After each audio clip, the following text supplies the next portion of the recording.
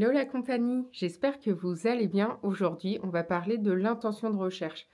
Vous êtes peut-être déjà demandé pourquoi vos contenus se positionnent mal ou pourquoi, par exemple, les visiteurs viennent sur votre page mais en partent quasiment aussitôt. C'est sûrement parce que vous n'avez pas bien compris la notion d'intention de recherche. L'intention de recherche, c'est quoi? C'est l'intention qui se cache derrière ce que tape l'internaute dans la barre de recherche sur Google.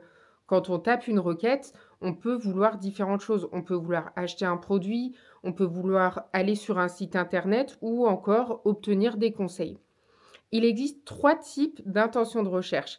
L'intention de recherche navigationnelle, là c'est très simple, on va taper un mot-clé par exemple Zalando, Nike, boulanger, bricomarché, voilà, on veut se rendre directement sur un site internet mais on ne connaît pas l'adresse web, donc on va taper le mot-clé directement dans la barre Google. Ensuite, il y a l'intention de recherche transactionnelle. Là, ça veut dire qu'on veut acheter quelque chose. Ça va être, il y a une mouche qui passe devant moi, les aléas du direct. Ça va être qu'on cherche à acheter un produit. On va taper par exemple acheter des bottes de pluie, acheter un manteau, acheter des croquettes pour chat pas cher. Voilà, ce genre de choses. Et la dernière intention de recherche, c'est l'intention de recherche informationnelle. Donc là, on veut se renseigner. Ça va nous mener sur des articles de type blog ou encore sur des comparatifs. Parce que l'intention de recherche informationnelle, ça peut être aussi le fait de s'informer sur un produit, mais de ne pas être prêt à acheter. Donc, on va avoir tout ce qui est blog, pourquoi faire ceci, comment faire cela, quel ceci choisir, quoi faire pour nanana, et aussi quel est le meilleur comparatif téléphone portable 2024. Enfin, il y a plein de recherches vraiment différentes qui entrent dans ce type d'intention de recherche. Pourquoi l'intention de recherche est si importante pour le SEO? Elle est importante pour Google d'ailleurs qui cherche à envoyer les internautes vers des contenus le plus qualitatifs possible et qui répondent à leurs besoins.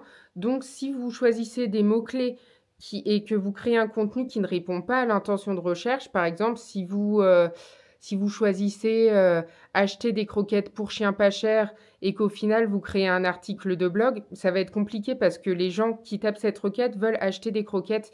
Ils s'en fichent de savoir comment acheter des croquettes pour chien pas cher, par exemple. Donc là, on va avoir un gros problème. Ça va engendrer un phénomène très simple. Les internautes vont venir sur le site internet, ils vont cliquer sur l'article, peut-être qu'ils vont même pas cliquer, mais admettons qu'ils cliquent, ils vont cliquer, ils vont atterrir sur l'article, ils vont se dire bah c'est pas du tout ce que je voulais savoir et ils vont repartir. Ça a un impact sur le taux de rebond, c'est une statistique de site internet, c'est finalement le nombre d'internautes qui partent de votre site après avoir visité une seule page. Vous allez également obtenir un temps passé sur votre site très très très faible. Et l'un dans l'autre, tout ça, c'est des facteurs qui ne vont pas plaire du tout à Google et qui risquent de pénaliser votre référencement. Notez que Google est aussi capable de savoir de lui-même, sans que les internautes viennent sur votre site, il est capable de savoir si votre contenu répond réellement à l'intention de recherche et si ce n'est pas le cas pour lui, bah, votre positionnement sera mauvais. Il ne va pas vous indexer comme vous l'espérez. Ce que vous voulez sûrement savoir maintenant, c'est comment répondre à l'intention de recherche, comment savoir quelle intention de recherche se cache derrière une requête. Le premier conseil que je vais vous donner, c'est tout simplement d'analyser la SERP, donc la page de résultats, et de regarder le type de résultat qui sort quand vous saisissez la requête. Si vous tapez « on continue acheter des croquettes pour chat pas cher », vous allez voir qu'au final, ça va être des sites de croquettes pour animaux qui vont sortir. Ça va pas être des articles de blog, ça va être souvent des pages catégories ou des fiches produits. Donc quand c'est comme ça, vous pouvez vous dire avec certitude que l'intention de recherche est transactionnelle. Mon deuxième conseil, c'est d'utiliser des outils. De mon côté, j'utilise Rank Explorer. En fait, quand on fait une recherche de mots-clés, ça va nous indiquer directement quelle est l'intention de recherche.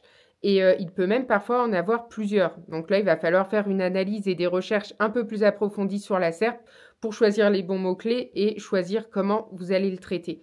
C'est mon troisième conseil. Traitez bien votre contenu selon l'intention de recherche. Quand vous commencez à rédiger le plan de votre article, il faut déjà que vous sachiez de quoi vous allez parler et comment, quel type de contenu vous allez produire. Ça peut paraître un peu compliqué comme ça, mais c'est vraiment essentiel parce que sinon, vous allez rédiger pour rien.